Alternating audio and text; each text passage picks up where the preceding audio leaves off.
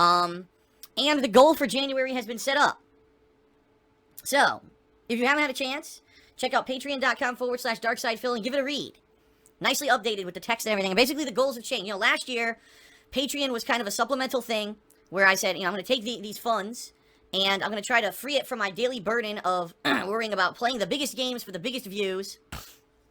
And in a lot of ways, I think I did that with the events that we did last year, like Minecraft, Yakuza 4, Persona 4, the Rockathon, the Halloween Marathon, the Indie Marathons, the Crash Bandicoot Marathons. None of that stuff was hot new stuff that people were dying to see. But I think those events were huge and very different and good for varied content. And overall, they benefited my business greatly, you know? And this year, what I want to do is I want to kind of focus on that, of course. But I do want to focus on possibly having Patreon kind of be the alternate funding source for my business. Because, let's face it, things are changing on YouTube, right? My contract with Machinima is different. Unfortunately, you know, my channels don't show up in the YouTube search rankings as much anymore because of the shit that happened in 2015, which I don't want to get into right now. I'm past it. I'm feeling a lot more positive about the future. I don't want to dwell on the past. But things have changed. And, you know, in order for me to keep doing this as a full-time job, I'm going to need some support. And I think Patreon is going to be the way to go, at least for me. And, of course, also, there's going to be some other initiatives this year. One of them is actually, I'm going to launch a Teespring campaign for a few different t-shirts that I think people might like, because people have been asking for years, Phil, you ever gonna have t-shirts? And I said, oh, I do have t-shirts. They're on Cafe Press. And people go over there and they say, what the hell is all this shit? This is like 4 years outdated. And I'm like, yeah, you're right, it is, because I don't really focus on that stuff.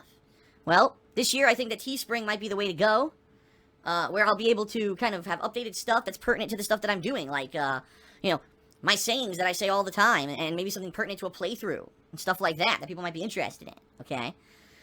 Well, more on that shortly. I don't want to jump the gun, because actually there might be a big tie-in with my new YouTube channel that's going to be launching in a couple weeks here, okay? But, yeah, there's going to basically be some efforts on my behalf to try to raise funds other than just watch my YouTube videos.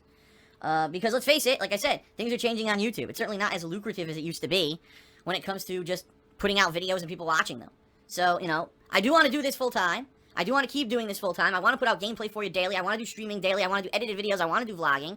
But I have to make it financially viable to pay my bills. So understand, you know, that's where Patreon is going to come in 2016. A little different than the mindset I had last year, okay? So if you haven't, check out the Patreon page. The goal for this month is the first time I'm talking about it at all. The Patreon goal for this month is the return of the Patron's Choice playthrough, ladies and gentlemen. I have not done a Patron's Choice playthrough since the summer. And the last one that we actually did was Fallout New Vegas. The second run, okay?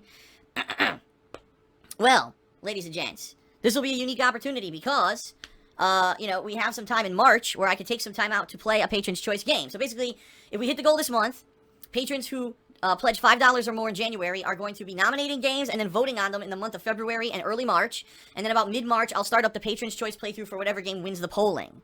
And the way it works is it guarantees that I'm going to do 4 major streams of whatever game it is. So think 4 streams of 3 to 4 hours of gameplay, so around 10 to 12 hours of gameplay of whatever game wins. And then if I like the game, I'll probably continue it. Alright, enough silliness. Let's get started. Alrighty.